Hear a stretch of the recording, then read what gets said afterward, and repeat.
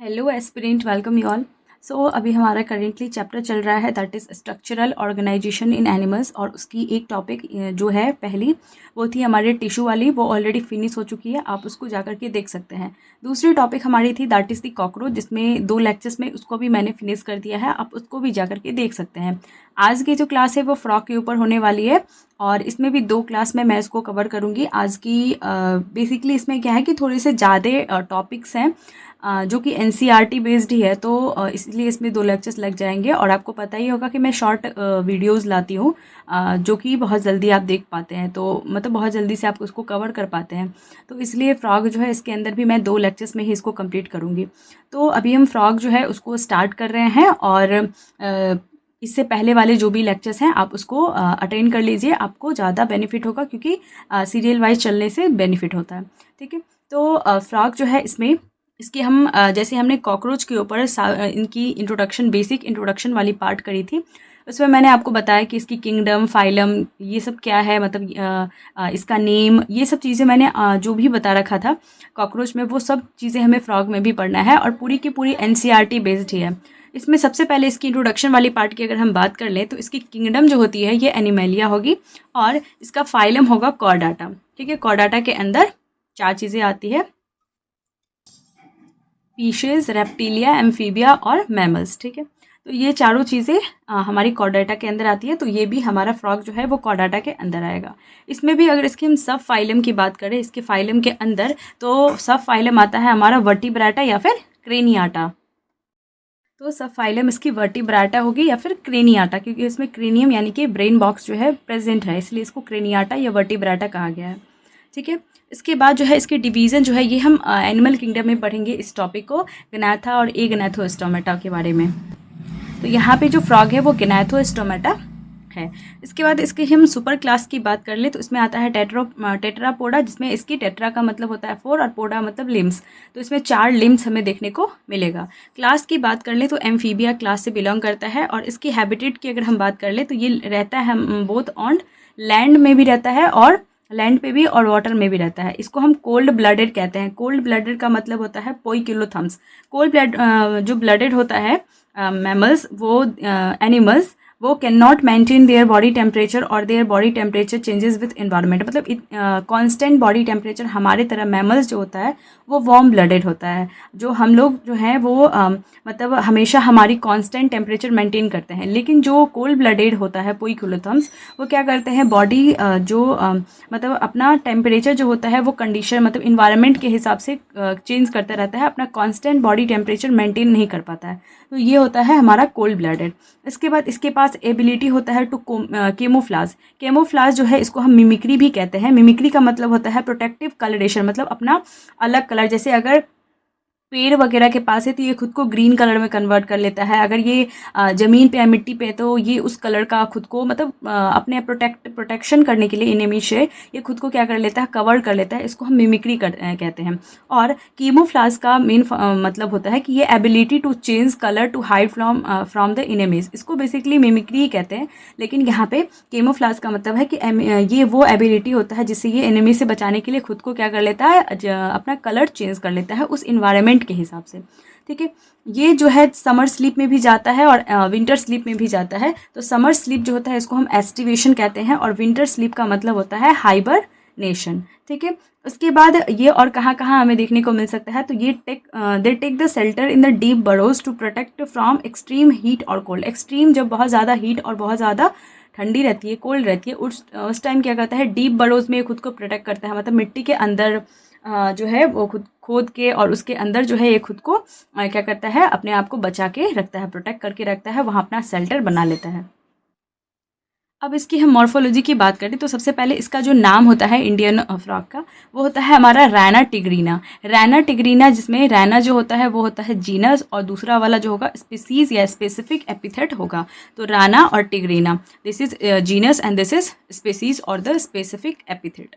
इसके बाद आता है, हम सबसे पहले इसकी स्किन की बात कर लें, तो इसकी स्किन जो होती है, हम फ्रॉग को अगर ऑब्जर्व किए होंगे तो हमें पता होगा कि उसकी जो बाहरी सरफेस होती है, स्किन होती है, वो क्या होता है, बहुत ही स्मूथ सा होता है, स्लिपरी होता है, क्योंकि वहाँ पे जो होता है म्यूकस प्रेजेंट होता है, म्यूकस ग्लैंड होता है जो कि म्यूकस सिक्रीट करता है।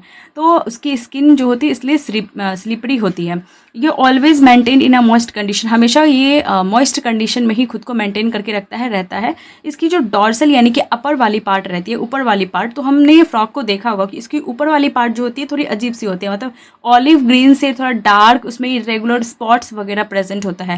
लेकिन उसकी जो वेंट्रल साइड होती है, जो साइड जमीन की तरफ होगी, लोअर साइड, वेंट्रल साइड, तो वो इसकी यूनिफॉर्मली पेल येलो होती है, मतलब पूरा का पूरा पेल येलो टाइप का होता है, यूनिफॉर्मली एक जैसा। लेकिन इसकी ऊपर वाली पोर्शन जो होती है, डॉर्सल पार्ट, वो ऑलिव ग्रीन होता है, जिसमें डार्क इरेगुलर स्पॉट्स हमें देखने को मिलता है। ये कभी वाटर ड्रिंक नहीं करेगा, ये एब्जॉर्ब कर लेता है स्किन से, ठीक है। तो ये पॉइंट भी स्किन के लिए हमें अच्छे से याद रखना है। दूसरा, अगर हम बात करें इसकी बॉडी की, तो इसकी बॉडी जो होती है वो हेड और ट्रंक में डिवाइडेड होता है। इसमें सिर्फ हेड और ट्रंक प्रेजेंट होता है, सिर्फ हेड और ट्रंक हमें देखने को मिलेगा। और जो नेक और टेल होता है, मतलब गर्दन और इसकी पूंछ जो होती है वो एब्सेंट नहीं होती है, सिर्फ हेड और ट्रंक वाला पोर्शन ही प्रेजेंट होता है। इसकी माउथ की बात कर ले तो माउथ जो होता है pair of nostril above mouth, मतलब माउथ के ऊपर जो होता है जस्ट ऊपर में एक पेयर ऑफ नॉस्ट्रल होगा, जिससे वो बेसिकली एयर वगैरह लेगा। तो एक पेयर ऑफ नॉस्ट्रल होगा अबव माउथ। इसकी बल्जिंग आइज होगी, बल्जिंग का मतलब होता है बाहर, मतलब जैसे लगेगा कि अब ये निकल जाएगा, पूरा एकदम बाहर निकल जाएगा, तो बल्जिंग एकदम बड़ी बड़ी सी और बाहर की तरफ निकली हुई रहती है बल्जिंग आई। इसमें मेम्ब्रेनस टिम्पैनम जो होता है, टिम्पैनस मेम्ब्रेन, वो रिप्रेजेंट करता है ईयर, एक्सटर्नल ईयर इसमें एब्सेंट होता है। और ये टिम्पैनम का काम है क्या है कि ये जो भी साउंड सिग्नल है उसको क्या करता है, ये रिसीव करता है। और दोनों आइज़ के साइड में प्रेजेंट होता है ये टिम्पैनम, जो कि इसकी मतलब ईयर को रिप्रेजेंट करता है। एक्सटर्नल ईयर जैसे हमारे में होता है पिन्ना वगैरह, वो चीज़ें नहीं होती है इसके केस में, सिर्फ टिम्पैनम प्रेजेंट होता है। इसकी फोर लिम और हाइंड लिम भी प्रेजेंट होती है। फोर लिम जो होगा वो एक पेयर होगा, और हाइंड लिम जो होता है पीछे वाला, आगे वाला फोर लिम वन पेयर, हाइंड लिम जो होता है वो प्रेजेंट होता है, जो कि एक पेयर होगा, दोनों वन वन पेयर होता है। और ये जो इसका लिम्ब होता है ये हेल्प करता है इसको चलने में, स्विमिंग करने में, लीपिंग में मतलब कूदने में, उसके बाद बरोइंग में, मतलब कहीं भी अगर गड्ढा वगैरह खोदना है तो उसमें भी ये हेल्प करता है इसका लिम्स वगैरह, ठीक है।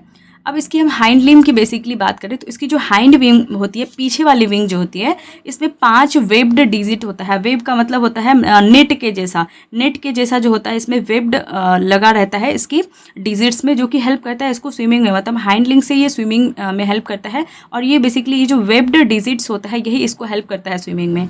ये लार्जर होता है और मोर मस्कुलर होता है देन द फोर लिम, मतलब फोर लिम जो होता है थोड़ा पतला वगैरह होगा, लेकिन इसकी जो हाइंड लिम होती है वो थोड़ी सी लार्जर होगी, थोड़ी सी मस्क्यूलर होगी, ठीक है।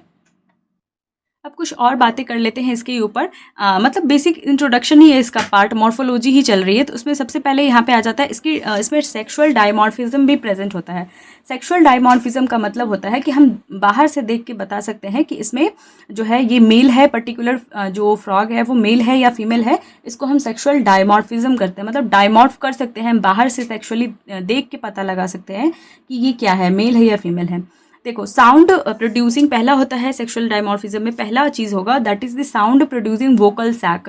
जो वोकल सैक होता है जो बेसिकली प्रोड्यूस करता है, जब रेनी सीजन होता है, बहुत ज़्यादा जब रेनी सीजन होता है उस दौरान जो होता है मेल फ्रॉग क्या करता है, ये वोकल सैक जो होता है इसे साउंड प्रोड्यूस करता है, टर्टर की साउंड। बेसिकली ये क्या करता है, मैटिंग के लिए तो फीमेल को जो है बुलाता है, तो इसलिए जो होता है मेल्स में ही ये sound producing vocal sac present होता है। तो इससे भी हम पता लगा सकते हैं कि ये मेल्स है अगर ये साउंड प्रोड्यूस कर रहा है तो।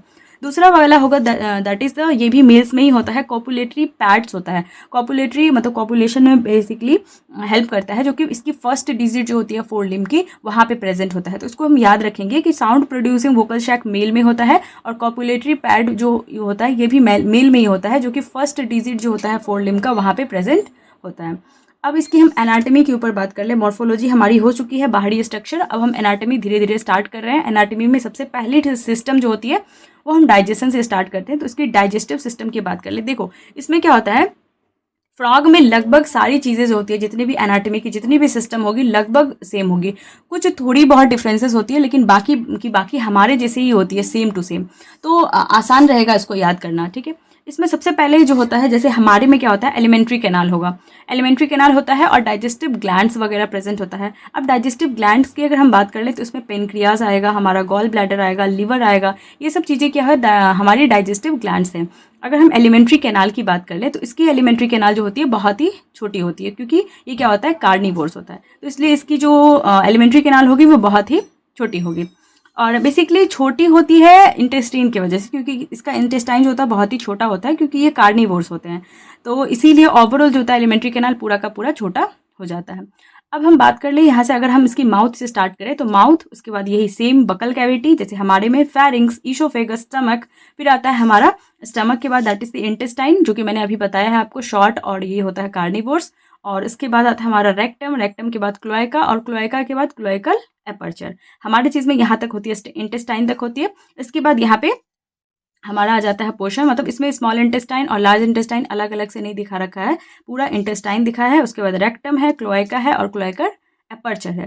तो ये सारी चीज़ें होती है इसकी एलिमेंट्री कैनाल में प्रेजेंट होती है। और डाइजेस्टिव ग्लैंड तो मैंने पता ही रखा है। डाइजेस्टिव ग्लैंड जो होता है इसका मेन फंक्शन होता है डाइजेस्टिव जूसेस सिक्रीट करना, जो कि डाइजेशन में हेल्प करेगा। तो पेनक्रियाज, गॉल ब्लैडर और लीवर, ये सब जो होता है वो डाइजेस्टिव ग्लैंड्स होते हैं, जो कि डाइजेशन में इन्वॉल्व होंगे या फिर डाइजेस्टिव जूसेस निकालेंगे, ये सारी चीज़ें।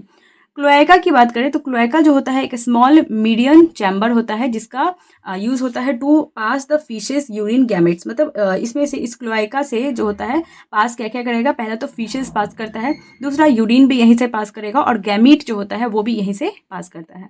इसके बाद हम बात करें फूड जो होता है, ये कैप्चर करता है, जो फ्रॉग होता है ये फूड को कैप्चर करता है बाई इसकी जो बाइलोब्ड टंग होती है, इसकी दो लोब होती है, पीछे के तरफ से मुड़ी रहती है, और आगे तरफ जब इसको कुछ पकड़ना रहेगा, कैप्चर करना रहेगा कोई अपना फूड वगैरह, तो ये क्या करता है, अपना बाइलोब टंग को पीछे से ऐसे आगे लाता है, पीछे से आगे लाएगा और फिर उसको क्या करेगा, कैप्चर करेगा, तो इसलिए इसकी बाइलोब्ड टंग होती है। इसके बाद जो है इसकी डाइजेस्टिव जो ग्लैंड है, डाइजेस्टिव सिस्टम, इसमें ही हम और चीज़ें देख लेते हैं कि कैसे कैसे इसमें डाइजेशन होता है। ये पूरा का पूरा सेम है जैसे हमारे में होता है, तो रिकॉल करना मतलब आसान हो जाएगा। बेसिकली हमारे जो नीट की सिलेबस है उससे हमारी ये चैप्टर हट चुकी है, डाइजेशन वाली चैप्टर, लेकिन अब इसके अंदर दे रखा है तो हमें पढ़ना ही है।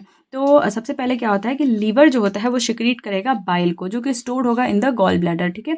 लीवर सिक्रीट करता है बाइल को, स्टोर होता है वो गॉल ब्लैडर में, ठीक है। और पेनक्रिया जो होता है ये एक डाइजेस्टिव ग्लैंड होता है, ये प्रोड्यूस करता है पेनक्रिएटिक जूस, जो कंटेन करेगा डाइजेस्टिव एंजाइम। मतलब दोनों का फंक्शन क्या है, सेम है। देखो, ये सिक्रीट करेगा, बाइल सिक्रीट करता है जो कि स्टोर होता है गॉल ब्लैडर में। पेनक्रिया जो है वो डाइजेस्टिव एंजाइम सिक्रीट करेगा, मतलब डाइजेस्टिव एंजाइम कंटेन करेगा उस पेनक्रिएटिक जूस के अंदर।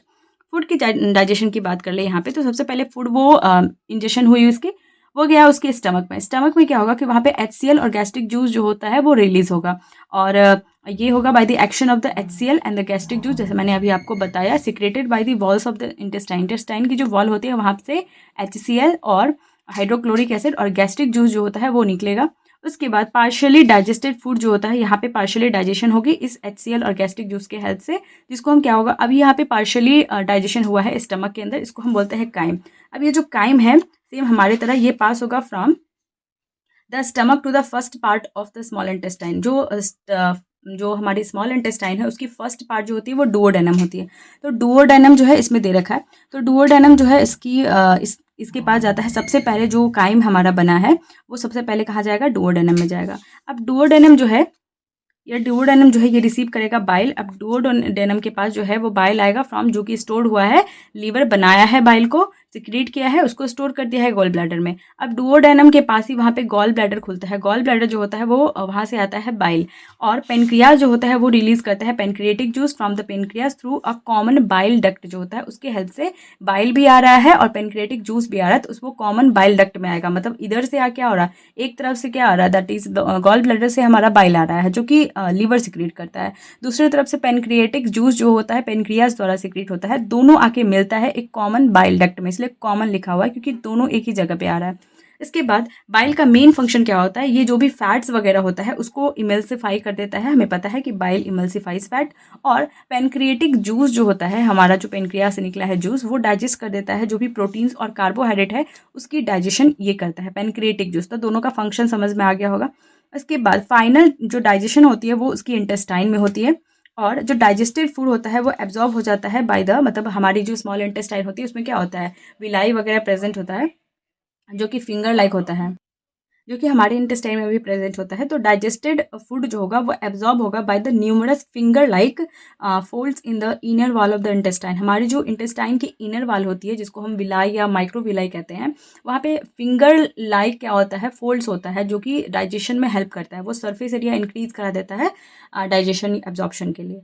और जो अनडाइजेस्टेड सॉलिड वेस्ट होगा वो मूव होगा इनटू द रेक्टम और पासेस होगा क्लोएका से थ्रू क्लोएकल अपर्चर। ठीक है, तो ये चीज़ें आपको समझ में आ गई हुई यहाँ से माउथ से लेके यहाँ पे क्लोएका तक की। ठीक है, तो ये थी हमारे डाइजेशन की पार्ट। अब दूसरी जो चीज़ बचेगी वो होगी इसकी रेस्पिरेशन होगी सेम, फिर एक्सक्रीशन होगी, फिर होगी दैट इज़ इसकी न्यूरल सिस्टम, इसके बाद कंट्रोल सिस्टम इसकी। तो बस छोटी छोटी सी और टॉपिक्स जो है वो बची हुई है जो कि अगले क्लास में आई होप फिनिश हो जाएगा, क्योंकि 2 लेक्चर्स से ज़्यादा नहीं लगना चाहिए इसमें। तो आई होप कि आपको यहाँ तक जो है अच्छे से समझ में आ गया है। और आपको अगर ये हैंड रिटन नोट्स चाहिए तो आप इंस्टाग्राम, टेलीग्राम कहीं पे भी जुड़ सकते हैं, आपको मिल जाएगा। और तब तक के लिए stay tune, stay healthy and thank you.